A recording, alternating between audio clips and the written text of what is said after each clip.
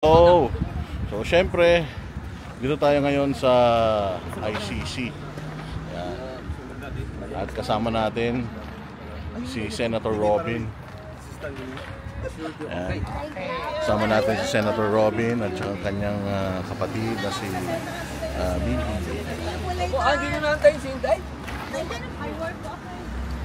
Yan, so puntahan natin yung mga kababayan natin. Oy, kaway-kaway sa mga banateros dyan. Welcome, Marikiking po. Live sa The Hague. Yes. Yan, so yung mga noibi. So, yan. Akyat tayo ron. Akyat tayo doon sa, gamit natin yung iba pang mga noibi. Siyempre, bait-bait talaga ni Senator Robin. Hanggang dito, ano pa kami, magkakasama pa rin tayo sa paglaban para maiuwi si Pangulong Duterte sa Pilipinas. Mabuhay ang Pilipinas. Kahit gaano kalayo ang banateros, pupunta yan para kay Pangulong Duterte. Mabuhay. Yes, sir. Good morning po. Hello po. Nagsama kayong dalawang maskulado ah. Hello.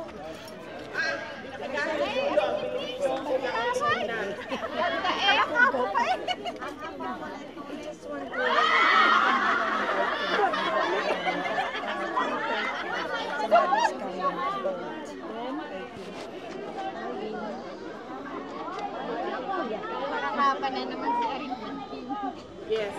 So, kinsay na ay doesn't just din ha. Ayaw ko ma'am.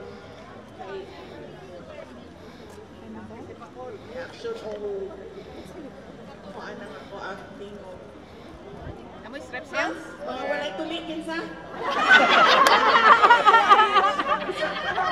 Kinsay pa kapisot? Kadali man din ako kasi ka nang atong oras dili ba? Mga kababayan natin dito sa Netherlands at ayan si VP. Kaya nga anong kibalo mo? Dungay man ko dungay ko mawala sa Pilipinas. Although naging anak ko ang bana, nga uganon daw ang mga bata na walay klase para dili dugay malayo daw sa ako. So gisuroy na ko sila dito sa please, believe it or not. Unya dito sa English na ay pakusganay og syagit. Tagalog, Bibi! Anak, naman siya sa kwama. So layan ka na. Hindi siya mas kusog sa ato ang duha mo syagit. So, syagit is Uy, malalay. So manato siya, sore throat na, nagkalimpuran na kagahapon. Unya ako, nag-action na og. Wala ang ako ang tingo. Ay, sorry ma'am! May taga-alabak dun eh. Tagalog! Sorry, sandali. So, sumali kami doon sa, palakasan ng sigaw. Tapos noon, yung anak ko, nagka-sore throat na kahapon, nagka-sore throat na siya, nilagnat na, tapos ako na, wala na yung boses ko. Okay. Natapos na ba mga pasalamat ko sa inyong lahat na kahit mainit ay nandyan pa rin kayo at sa inyong oras, walang isa dito ang binayaran para pumunta dito. Oo nga eh. Kaya nga malaki yung pagpapasalamat namin dahil kahit kailangan nyo gumastos ay nandito pa rin. Pwede ba mapito? Solid banatero. Followers ako ni Sir Barat Bay, tapos naging idol ko na rin. Ay, grabe. Thank you. Salamat po. Boss Dada in the hell. APL, yan si Boss Dada. Tapos nagpalit ng day off. Nag-absent! Nag-call-in sick. Nag-absent! Pwede pala yun? Pwede! Bawal picture. Bawal video picture. Bawal itag! Pero nandito pa rin kayo. Bakit nandito tayong lahat. Para kay Tatay Digong! Para sa bayan! Para sa isang Pilipino na pilitang kinuha doon sa ating bansa, hinila, tinulak, paakyat ng eroplano at dinala dito sa Dahig para ikulong. Naglaban si Tatay Digong! Oh, Wala dyan, dyan. kang mahahanap na bansa sa buong mundo na ibinibigay ang kanilang kababayan sa mga dayuhan. Nakakahiya man na nakikita ng buong mundo, pero ganon ang nangyari sa dati nating Pangulong Rodrigo Duterte. Saan ba nagsimula ito lahat? Kaya ako nakiusap paulit-ulit sa ating mga organizers dito sa Dahig, sa ating mga kasama. Kaway, Gusto ko sir. sana magsalita sa harap ng ICC kasi Siyempre. gusto ko Solid. marinig Ano po? Maganda ng yung mga ICC kung anong Ano po? ginawa. At ano yung ang mga ginagawa nila. Yung isang witness nila, si Mato Bato, nandun din sa Senate investigation. Pero anong sinabi? Meron din. Kasi pala, it takes one to know one. So kung trililing yung nag-file ng kaso, ang witness niya ay may sayad din. Diyan nagsimula ang complaint. Sino ang, kinsa ni Segunda? Sino ang sumunod? Ang mainstream media. Ano sabi nila? 30,000 dead. Nagsimula sila sa 12. Umakyat sila sa 15,000. Umakyat sila sa 30,000.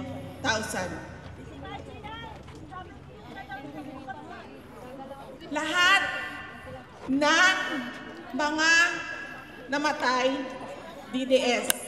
Pero kung hingiin mo sa kanila ang listahan, walang listahan ng 30,000. At anong lumabas sa charges nila? 43 counts of murder. Kaduda-duda pa yung ibang sinasabing biktima. Dahil hindi masabi kung totoo nga na sila ay biktima ng EJK. Alam ng ICC na ganyan ang estado ng kaso. Pero pinilit pa rin nilang kunin si dating Pangulong Rodrigo Duterte. Hindi na nila makuha yun eh. Pero anong nangyari? Binigay siya ng administrasyon ni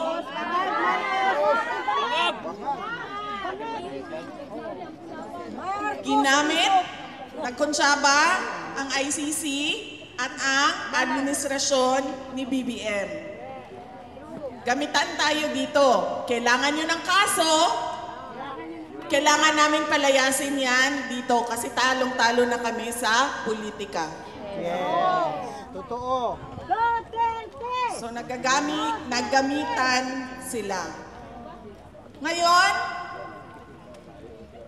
merong tanong sa jurisdiction o meron ka bang karapatan ICC na magpaakyat ng kaso at hawakan ang akusado, ang detainee dyan sa loob ng detention center. Ang tagal nilang magsabi na wala kaming jurisdiction. Kasi iniisip pa nila paano nila gagawin na sasabihin na meron silang jurisdiction. Nag-iisip pa sila ng paraan paano ba natin sasabihin na pwede nating iakyat itong kaso na ito at mag-trial tayo. Merong question sa interim release. Sinunod ng mga abogado lahat ng mga nakalagay sa Rome Statute. Interim release. Pero anong nangyari sa interim release? Object. kinontra ng prosecution. Kaya sinabi ko, bakit pa ba? Merong nakalagay dyan sa inyong Rome Statute ko noon na sort of unang-una, agenda, at kailangan nila panindigan yung suporta na pera na ibinibigay ng iba't ibang mga bansa para sa kanila. At meron silang ina-apply na global order para sa lahat.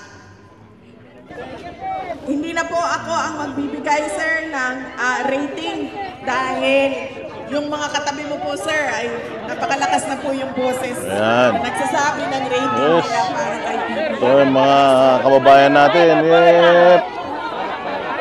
Yes, sir. From Davao City. Taga saan po kayo? Seaman po kami, sir. Pumunta lang kami dito. Taga Davao. Mga seaman. Tatay. From Davao po. Lupit. Sinabi ko, yung unang-una pa lang, Ryan, sinabi nila, close daw ako dahil hindi daw. Shout out, Alran Harley. Distrito 2. Ayun, yun. Kwento sa akin. Ano nga ilagay mo? Banat Sambuanga, Ryan? Sambuanga City. Yan. You are my number one vlogger. Number 1 daw. Boss Dada. Nangyari yun, March 9. Yeah, ilagay mo po. Pinilisan nila ng pinilisan. March 11, kinuha nila ang dating Pangulong. Ang hindi ko nalang nakikita si Banat Bay. Oo, pupunta yun. One week. Dito? Dada, I'm following you. Na-discover na kabalbalaan na ginawa nila. Yung maingay sa harap ko rin. Dating Pangulong Rodrigo Duterte sa plangko sa budget ng 2025 ay binilisan na nila ang paghuli kay dating Pangulong Rodrigo Duterte. Ganyan ang ginagawa Kamera nila. ko, gamitin natin. Sige po. Nakikita natin lahat yun. Tayong mga mamamayan, nakikita natin, maliban na lang Thank you, Banat sa kanila Bay. at sa kanilang mga kampe ng mainstream media. Dahil walang nagsasalita doon sa Pilipinas. Bayad, di ba? Bayad. Yes, ma'am. Bayad yun sila, bayad.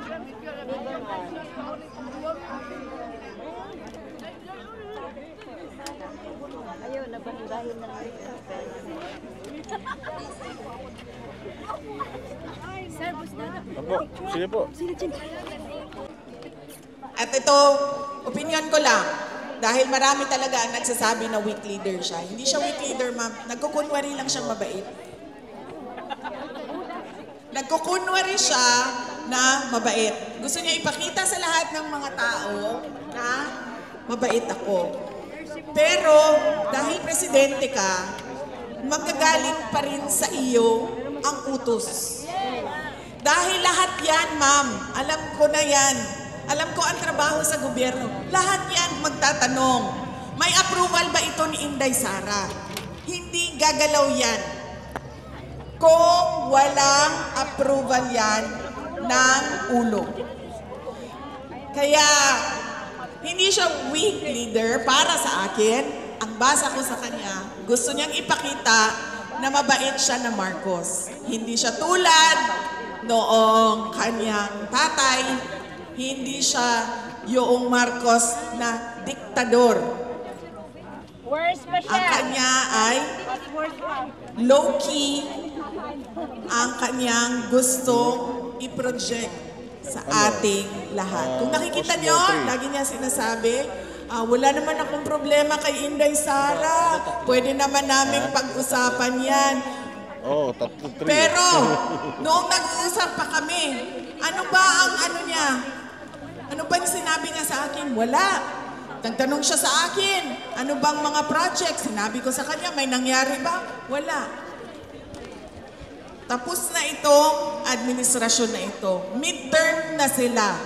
3 taon na ang lumipas, pero wala pa rin tayong nakita. Kulang na ang 3 taon para sila ay gumawa ng big ticket projects o malalaking development projects para sa ikauunlad ng bansa. Dahil gaano ba katagal gumawa ng project? 9 years. 6 years lang ang termino ng presidente. Kaya kinakailangan ang continuity. Dahil kailangan mo isunod, ituloy yung ginawa noong nauna o nakaraang presidente. At yun ang sinabi na sa ating lahat. Sabi niya, continuity at unity. Pero dahil low-key, kunwaring mabait ako na tao, ganon ang kanyang pinapakita sa ating lahat. Nakita kita sa personal eh. Number 1 naman subscriber sa'yo. France sa Pilipinas. Grabe, daming tao. Oh. Hello po. Yan o si Vicky Sara. Hi, boss. Hello po. Hi, boss. Followers niyo po ako. Switzerland po. Thank you po. Iwan ka dito, alis na kami. Ika, Sisi, picture ka dito. Darating na si Banat Bay next week. Next week pa?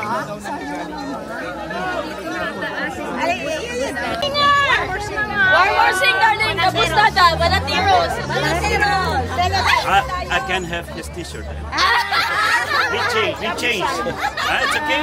It's good. I give you mine. And I give you. Boy, that's the one that Sir Anton asked me that we can go to the house. Yeah. He wants you to sing again. We sing together. Yeah, okay. You do it. I'll record you. I'll upload this later. I'm not alone. It's not my wheels. I cannot drive my wheels. Okay. Sige, kantahin niyo din. O, sige. Kanta na. Pilipinas, Duterte pa rin ang tunay na magmamahal sa atin. Laban niya ay laban natin. Pilipinas, Duterte pa rin. Sabi ko, Duterte!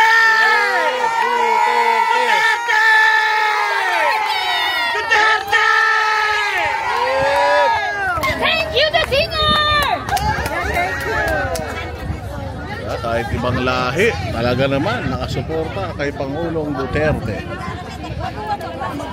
Haba ng pila na nagpapa-picture. Very accommodating talaga si VP. Grabe. Solid.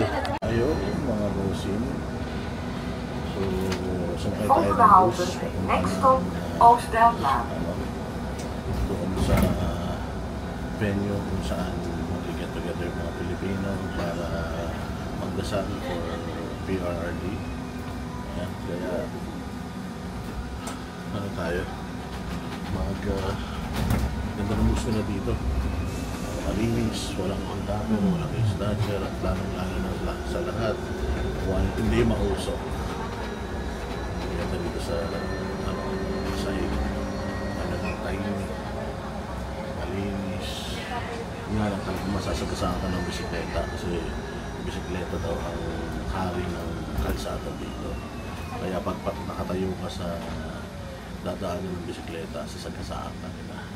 So kanina, napakinggan natin magsalita si VP Sara, sumagot siya sa mga tanong ng mga kababayan natin gano'n palayo ang ibang bansa. So, may i-edit natin na maayos para para mapanood natin ng kumpleto. Okay. So, the leaders, since nandito na yung mga guest speakers natin, I would like to remind that you are allowed to speak 5 minutes per country. Okay, mag-limit ako ng time to the leaders. Kanina lang kasi it's an opening and we're waiting for some people. So, now we will go to the applause, please. Pakpaki sa Dukos na Bagyod. Okay, thank you. Boss Dada! Boss Dada! Low, low. Boss Dada! Boss Dada! Ayaw ko sana tumungtong, baka magiba eh. Magandang araw mga Banateros at saka mga Duterte supporters. Isang ano naman dyan? Isang Duterte naman dyan.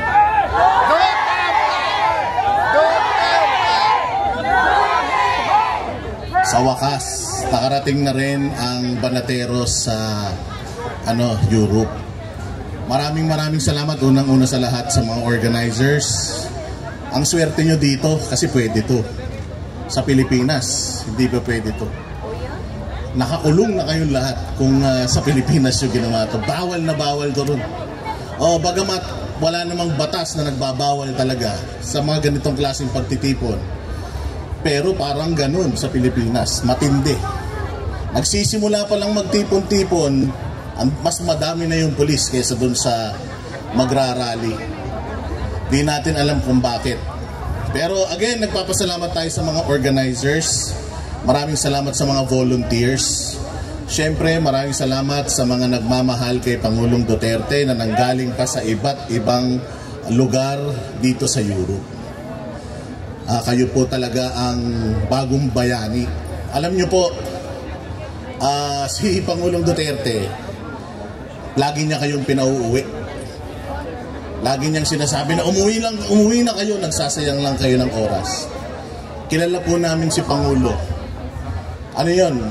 Pagdating sa mga ganyang bagay, kung ano yung sinabi niya, kabaliktaran yun yung gusto niya. Sa totoo lang, yung walang pagod niyong pagpunta rito para ipakita yung suporta sa kanya bagamat hindi niya kayo nakikita, nakakarating sa kanya lahat yun.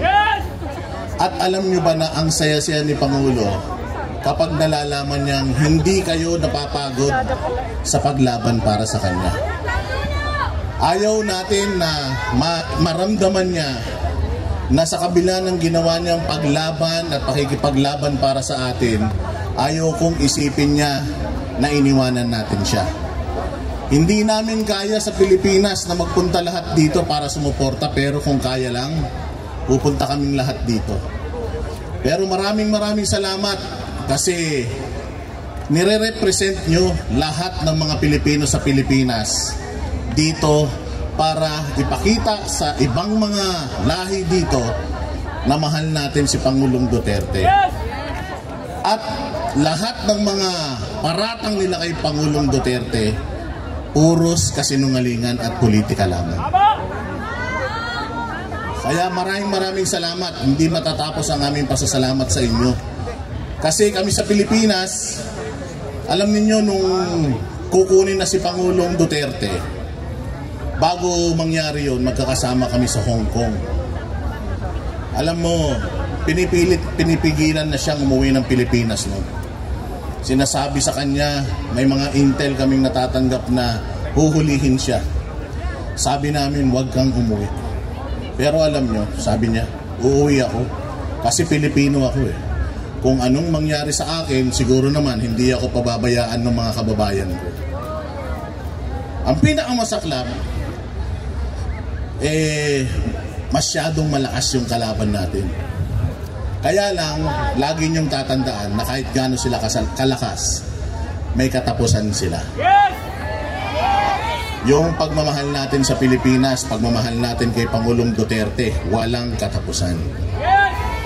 At ipapahiram natin yung pagmamahal natin kay Pangulong Duterte sa iba pang mga Duterte. Pwede? Kaya muli po, maraming salamat sa inyong pagpunta rito. Matagal na namin gusto mga Banateros na magpunta rito. Cecil! Matagal na po namin gusto magpunta talaga dito para magpakita ng suporta. Kaya sa tuwing nakikita namin na hindi kayo napapagod, hindi rin kami nawawalan ng pag-asa.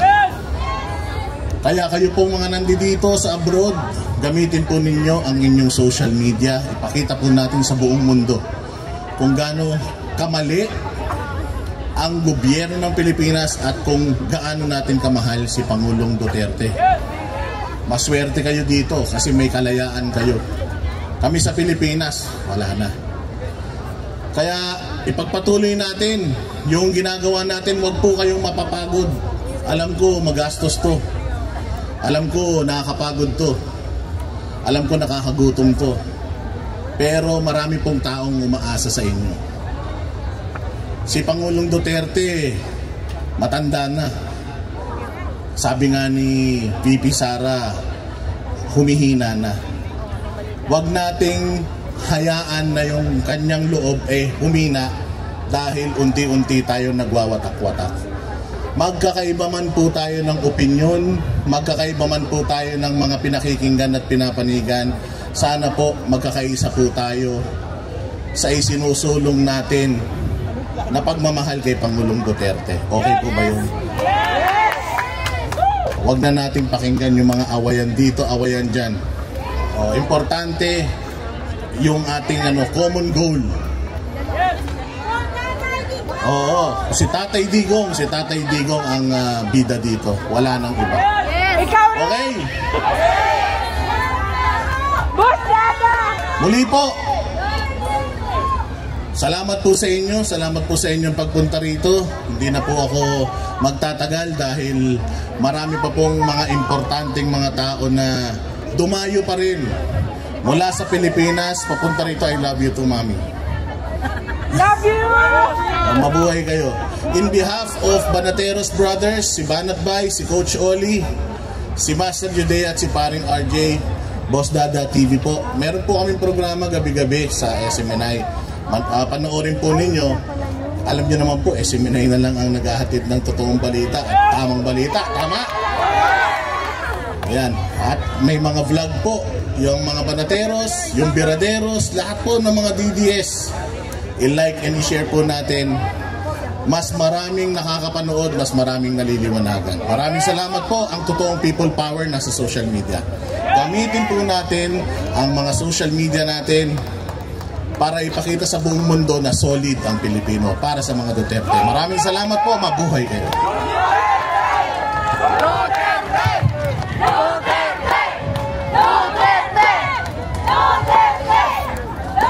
Thank you so sa ating pagtitipon dito sa Netherlands.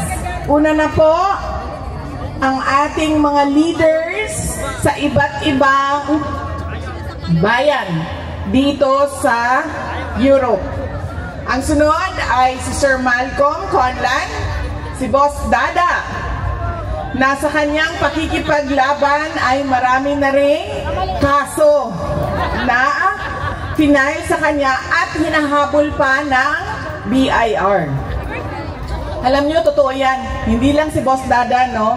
Meron pang ibang mga social media personalities na mga kakampi natin at mga kasama natin sa pagsuporta kay dating Pangulong Rodrigo Duterte. Ang nakasuhan, may cyber libel cases, hinaharas sa kanilang mga BIR assessment, pero nandyan pa rin sila tulad ninyo, ulan man o init, magastos man sa bulsa, magastos man sa savings, pero nandyan pa rin kayo para ipakita sa mundo at iparinig sa ICC na mali ang ginagawa nila kay dating Pangulong Rodrigo Duterte.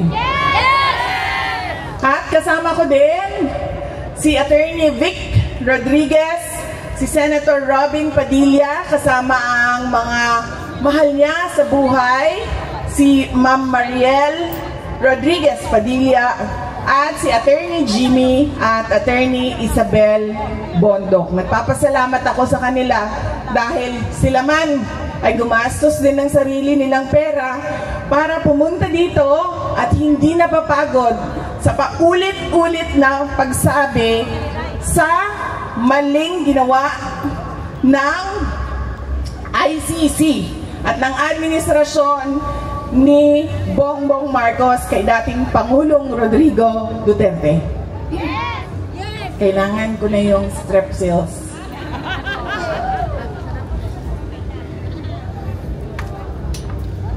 Wala kasi ang boses ko. Ganyan talaga pag singer. Kailangan mo alagaan ang boses mo. Hindi ka pwedeng magsasalita kapag hindi ka kumakanta kasi nagagasgas yung Kaya galing ko lang kasi sa concert ko kaninang umaga. Masakit. Masakit siya sa lalamunan. Unang-una sinasabi natin, di ba? Nakita ng buong mundo. Paano nila kinuha si dating Pangulong Duterte sa Pilipinas? Hindi nila pinalabas ng airport. Hindi nila dinala sa local courts o sa korte doon sa Pilipinas.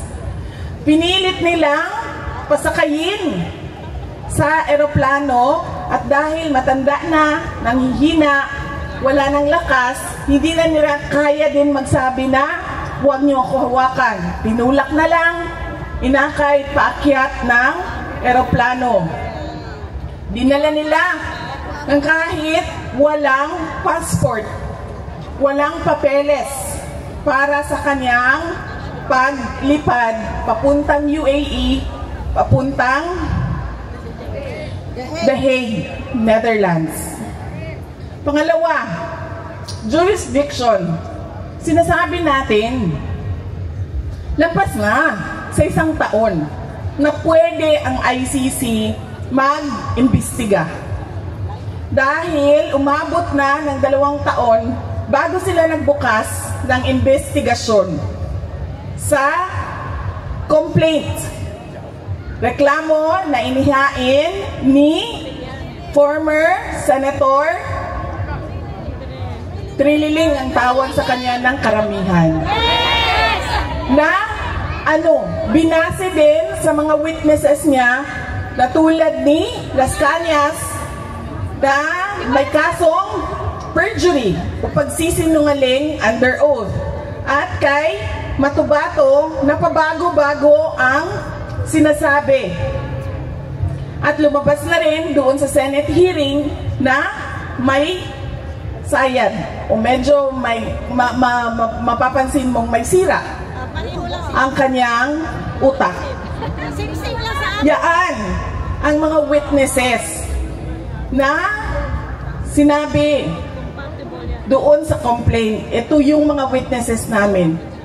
Sinundan naman ng mainstream media na kasama ang Western media. Ano sinabi nila?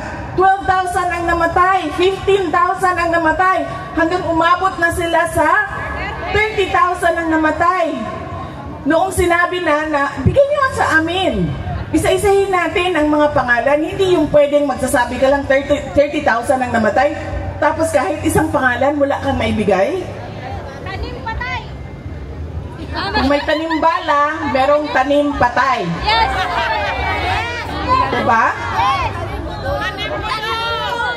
Yan ang hawak-hawak nila ngayon laban sa dating Pangulong Duterte. Wala man lang sila kahit isang ebidensya na nagsasabi na totoo ang mga paratang ni Trillanes. At dahil nga wala na patapos na ang ICC bilang isang institusyon. Wala na silang kaso. Isa na lang ang kaso nila, yung kaso ni President Duterte. Nakakita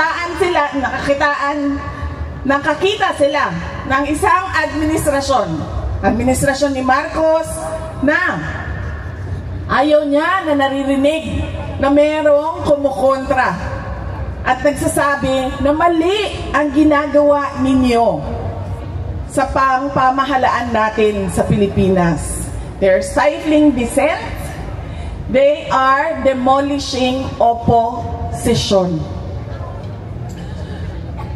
Si Pangulong Duterte ang pinaka-staunch critic ng administrasyon ni BBM. Kaya anong ginawa nila?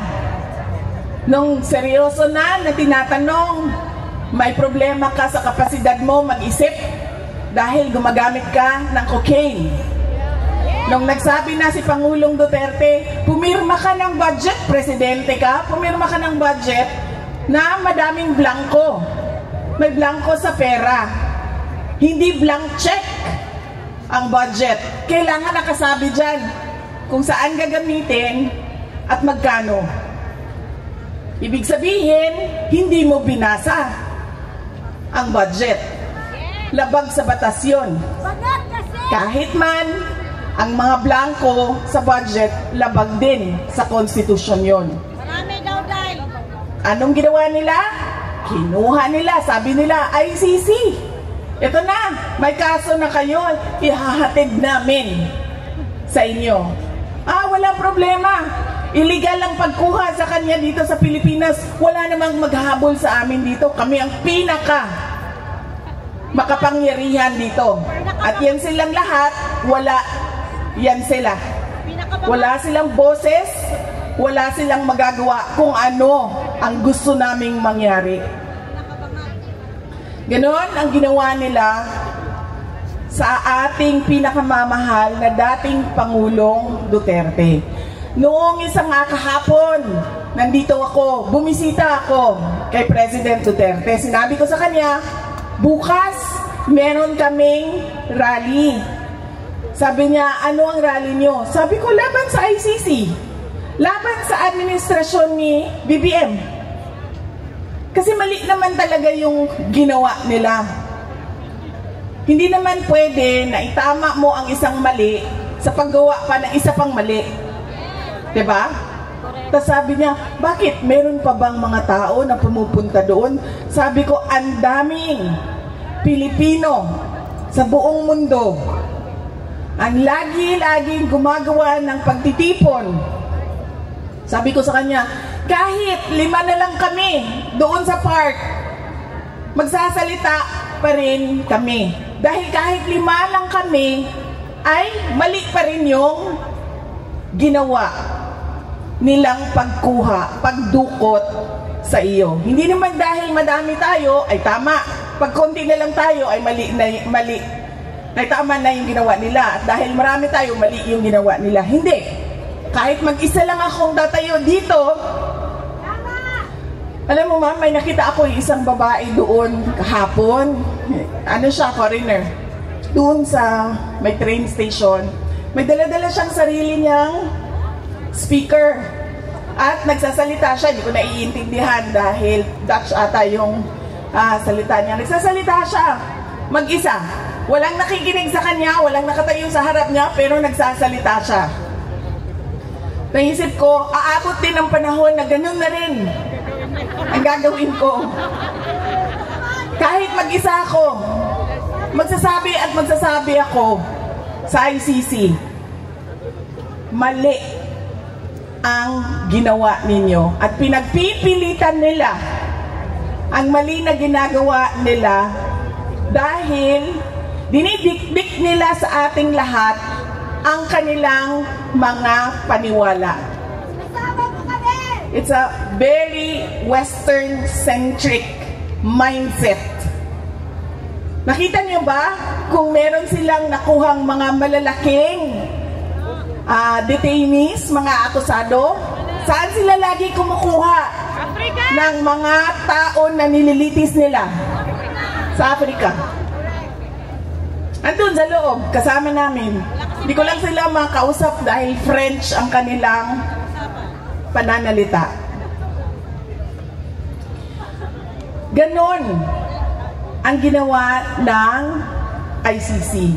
At ngayon, dahil alam nilang dalawa, alam ng ICC, alam ng administrasyon ni BBM na wala kahit isang ebidensya, ay gumagawa na sila ng ebidensya. Lahat ng namatay, war on drugs. Lahat ng buto, war on drugs. Pati Dolomite die.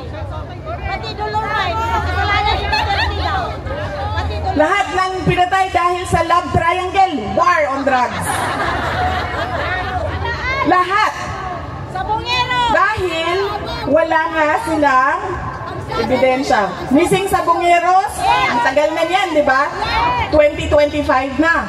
Pagpasok nung termino namin 2022, nandyan na yung missing sabongeros. Pero bakit ngayon nyo lang hinahanap sila? Di ba? Kasi Kasi walang buto. Kailangan natin ang buto. Hanapin natin ang missing sabongeros. Mga biktima ng war on drugs. At anong ginawa nila? Noon, sabi nila, mag-iimbestiga ang Pilipinas. Bubuksan natin ang EJK Task Force na mag-iimbestiga. Nung wala talaga silang makita, wala silang mahanap, ano sabi nila? Ay, wala na. Sinunog na lahat ng ebidensya. Nawala na lahat ng ebidensya. Sinunog na. Nag-imbestiga na nga noong 2012, di ba? Sa panahon ni dating Justice Secretary Laila De Lima. May dala-dala pa siyang bungo noon. Kung maalala niyo, di ba? May dala siyang buto. Tapos, buto pala ata ng baka yon kasi lechona ng baka yung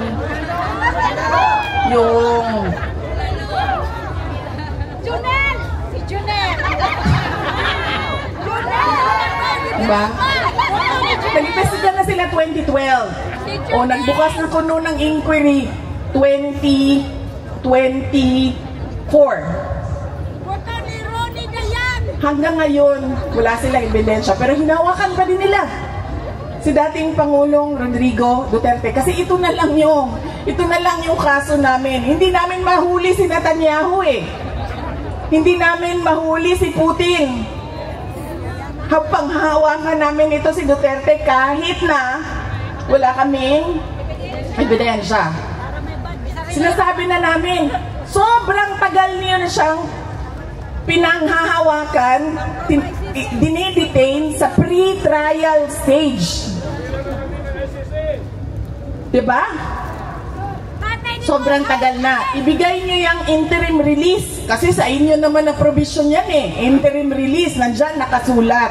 Pero anong sabi nila? Ay hindi pwede dahil ang gagawin niya ay tatakbo siya. A flight risk daw. Paano naging flight risk yan? Nahirapan na nga yan umakyat ng eroplano.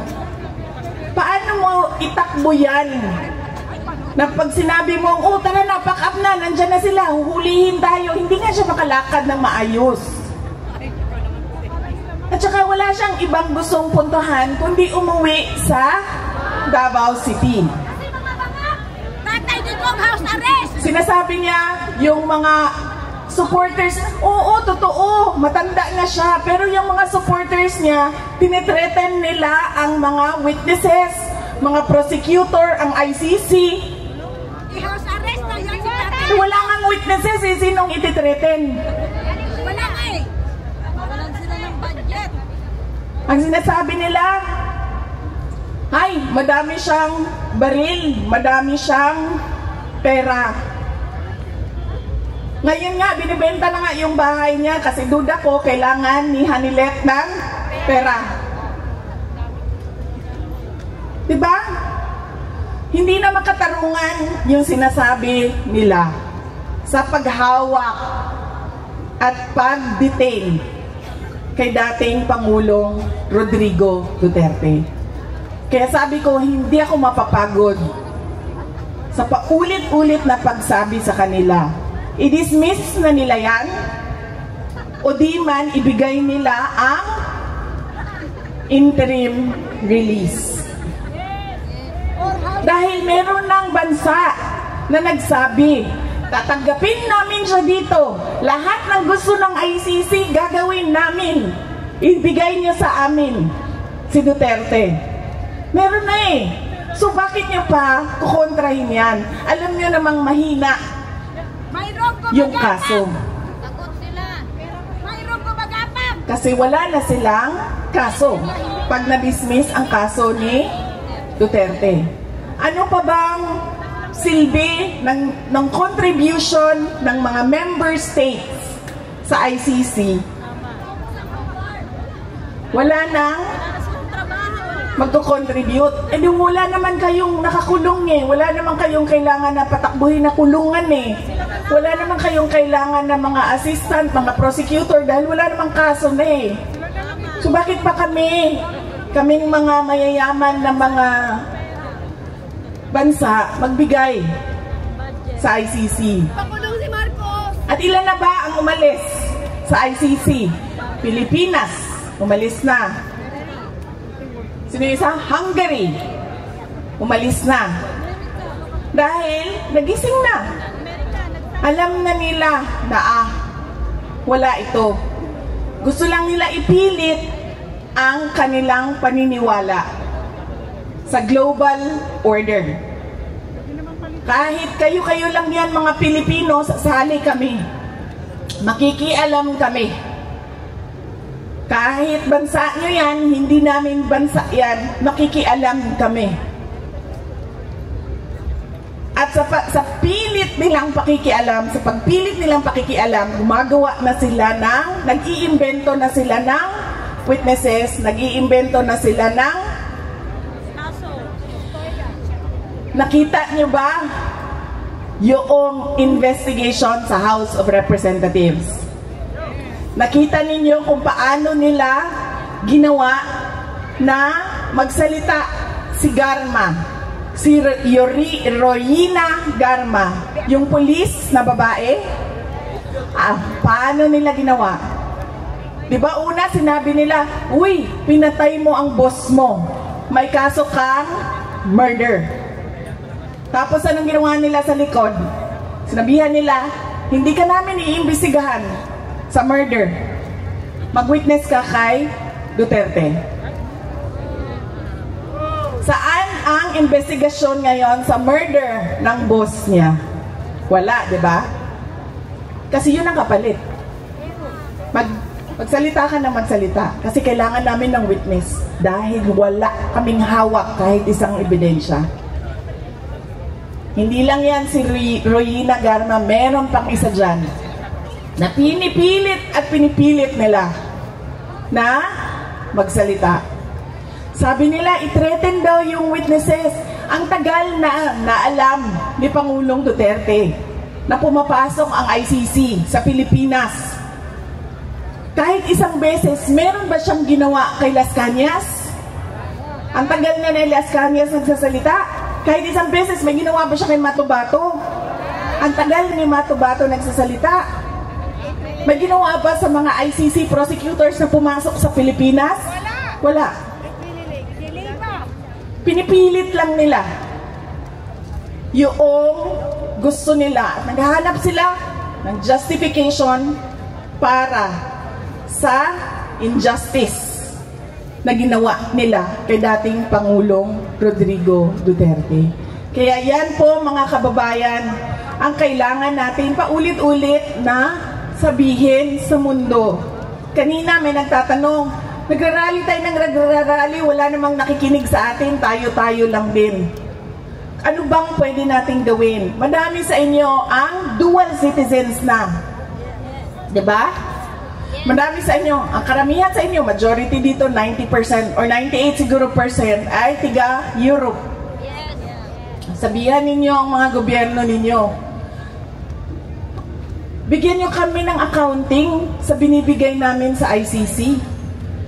Bakit tayo nagko-contribute sa ICC tapos ganyan lang yung ginagawa nila? Iniipit nila ang mga kalaban sa politika. Nagpapagamit sila sa mga bansa. Ginagawa nilang exchange gift. Ang kaso nila para sa kooperasyon ng may problema sa politika. Yan ang pwede natin gawin. Pilitin ninyo ang mga gobyerno ninyo magtanong, bakit kayo nagko-contribute sa ICC? Bakit kayo nagko-contribute sa isang institusyon na ang ginagawa ay isang injustice sa aming kababayan? Ganyan dapat ang paulit-ulit natin na tanong. Ganyan din ang paulit-ulit natin na sasabihin sa ICC. Huwag nyo na ipagpilitan ang mali ninyo. Tanggapin nyo na lang na unang-una, hindi talaga kayo pwede na mag-imbestiga. Pangalawa, kahit nag-imbestiga kayo, kahit hindi na pwede, kita nyo, wala kayong mga ebidensya. Doon sa Pilipinas, lahat ng namatay ay war on drugs. Para lang mapatuloy nila ang kanilang narrative o kanilang istorya na marami ang namatay sa war on drugs. Ang kalabasan, 43 murder cases. 43 murder cases, pero sa ano sabi? Crimes against humanity. At hindi pa nga tayo sigurado kung yung 43 na yon ay totoo ngang namatay. Diba? Kasi merong isa, ang sabi niya, diba? Uy, bakit yung picture ng tatay ko na hindi naman pinatay sa war on drugs, wala namang kinalaman sa droga, ay nandyan sa mga biktima. Nag-iimbento na lang para lang ipagpatuloy, para lang patuloy din ang suporta ng mga malalaking bansa sa organisasyon ng ICC.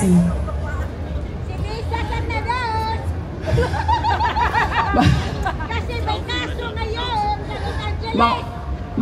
Yes ma'am, papunta na po tayo doon. Ang estado ng ating bayan. Ano ang nararamdaman natin? Hopelessness, frustration, anger. Dahil tayo ay bumoto. Bumoto tayo ng isang presidente na ang sabi niya, unity at continuity ang kanyang dadalhin para sa Pilipinas. Anong nangyari? Walang naibigay kahit isa. Wala tayong nakikitang pagbabago. Kayong lahat, masasabi niyo yan. Kasi pag uwi nyo sa airport pa lang, nakakabuisit na, di ba? Iritado ka na sa airport pa lang. Kasi alam nyo, kahit na malaki yung airport natin, merong mga lugar dito na maliliit lang ang airport nila, pero maayos, malinis. Organized. Napakadaling lumabas, walang nagtitas na dyan. Diba? Hindi ka natatakot na nakawin yung laman ng mga pasalubong mo. Yes!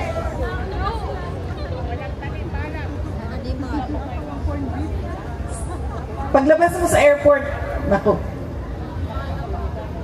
bago ang lahat, magdasal tayo dahil pangit ang panahon sa Pilipinas. At marami ang umiinda ngayon ng landslide at pagbaha.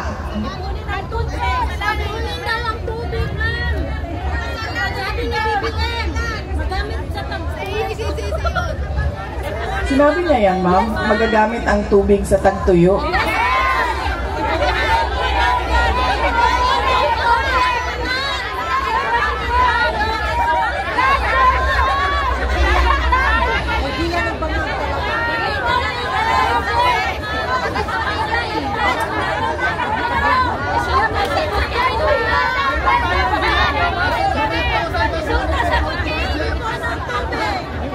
Hindi ko alam ma'am paano naging presidente yan ng Pilipinas. Hindi ko talaga alam. Sorry. Peace be with you. Uminom ka ng tanong. Oo. Ako?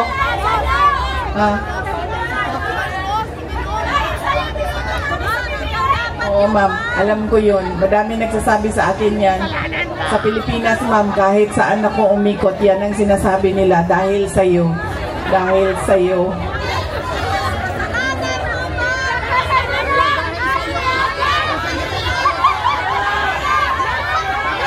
Akala ko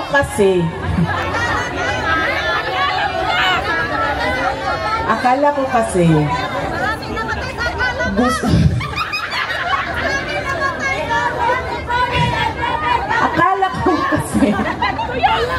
Di ba ikaw, magulang ka, or may edad ka na, magulang ka, ang gusto mo para sa anak mo, maganda yun, hindi bumabaha yung inyong lugar, makakalakad siya, makakapasok siya ng paaralan ng maayos, hindi tayo takot na may mangyayari sa kanya. Pag may sakit, pumasok ka sa hospital, automatic, nandiyan na kaagad yung tulong ng gobyerno, hindi ka pa mag-hanap-hanap saan. May malinis, maayos, mabilis na bus, o train, o tram. Di ba ganun ang pag-iisip nating lahat? Ganyan tayo mag-isip, di ba? Tapos pangarap natin na, ay, sana umabot ang araw na hindi na tulad ko ang aking mga anak na naghihirap dito sa ibang bansa. Na dugo, luha at pawis, araw-araw ang nangyayari sa akin dahil sa pagtatrabaho para sa aking pamilya. Di ba ganun yung pangarap natin? Hindi ko alam kung bakit hindi ganyan. Akala ko ganyan ang pangarap niya para sa atin lahat. Lalong-lalo na para sa ating mga anak.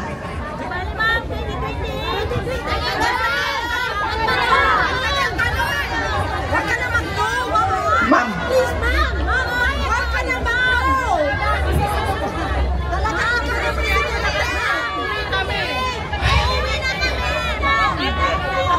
Ma'am, hindi kasi siya gawain ng isang tao lang.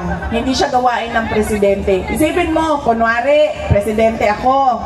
Kunwari, nakita niyo yung House of Representatives, ma'am? Ilang buhaya yon? 305? 315? O sabihin na lang natin, hindi buhaya yung iba. 295 na buhaya.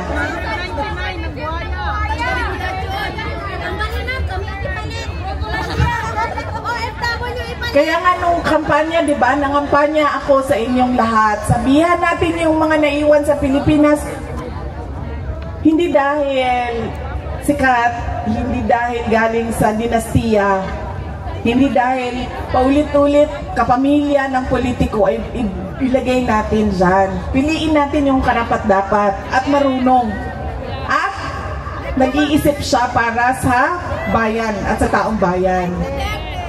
Diba? So, isipin mo ma'am, sa susunod na eleksyon, nandyan na naman sila.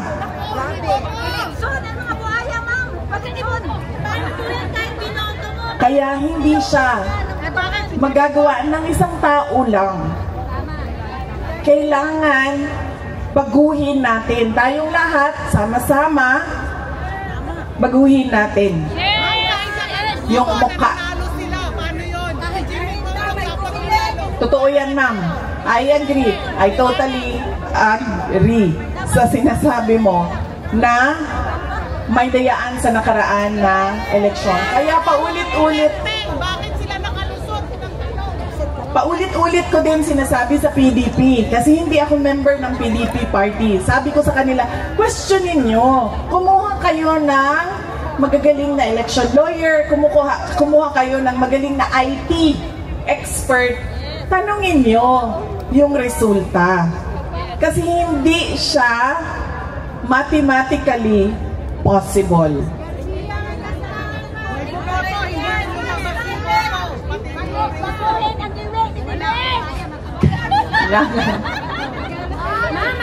Kailangan natin baguhin ang napakaraming bagay at napakaraming bulok, lalong-lalo na sa sistema doon sa ating bansa.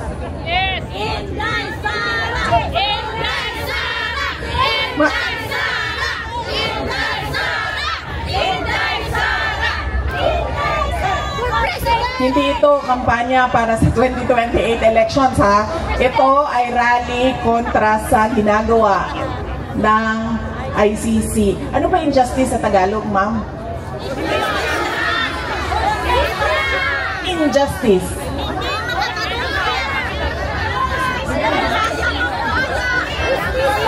Injustice? Ano ang injustice? Kanina pa, alam nyo, kanina pa ako injustice ng injustice kasi hindi ko maalala kung anong Tagalog ng injustice. Walang katarungan. Hindi makatarungan. Yun. Hindi makatarungan. Saan ng guding kuan? Bisaya mo.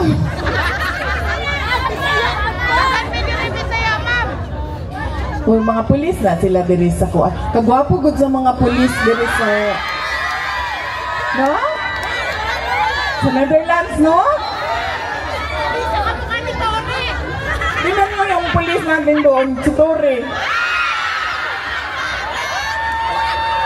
Nakita niya yung dumaan dito kahit may edad na. Wapo pa rin. Pulis ba yun? Pulis yun?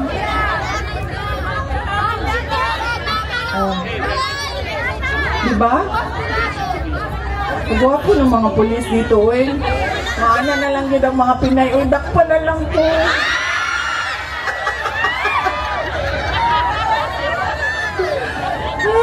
Dito po sa ICC, sa detention, sa prison, Siabingin. Ito itong mga naasa kuan, naasa front desk nila. Makaanak ko, wala, ito po. Mura man yun siya artista, oy. Mura sila mga artista ba? No? Pwede, mga buutan? Mga buutan ng mga Dutch? Mga buutan ng mga pulis na Dutch? Dili pareho kay Tore. Not at all. Pero makahadlok man sila, ma'am. Gandang po kaayo. Kami ang boses ng masa, hindi natatakot. Katotohanan lang, di kami nalulunod. Walang bahid ng sismis, lahat ay totoo. Kahit sino ka pa, pag mali ka babanatan ka. Walang pinipiling kulay, wala kaming kinikilingan. Basta para sa bayan, kami lalaban. Pagdama palakpakan, pag mali banatan. Di matitinag, di matatakot, para sa bayan tuloy ang sigaw. Sa harap ng kamera, walang halong takot. Mga baluktot, lahat kayo'y tutumba. Ang hustisya at totoo, yun lang ang mahalaga.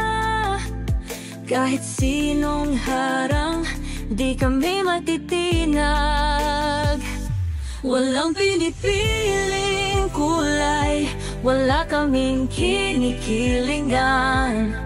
Basta para sa bayan, kami lalaban. Pag tama palakpakan, pag mali banatan. Di matitinag, di matatakot, para sa bayan tuloy ang sigaw.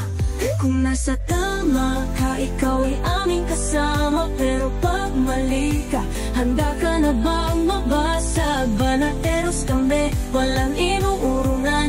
Dahil bayan muna, bago ang sarili.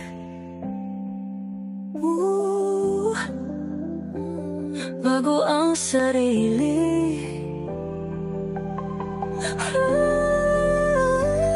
Pag tama palakpakan, pag mali banatan. Banateros ang sigaw, katotohanan ang laban.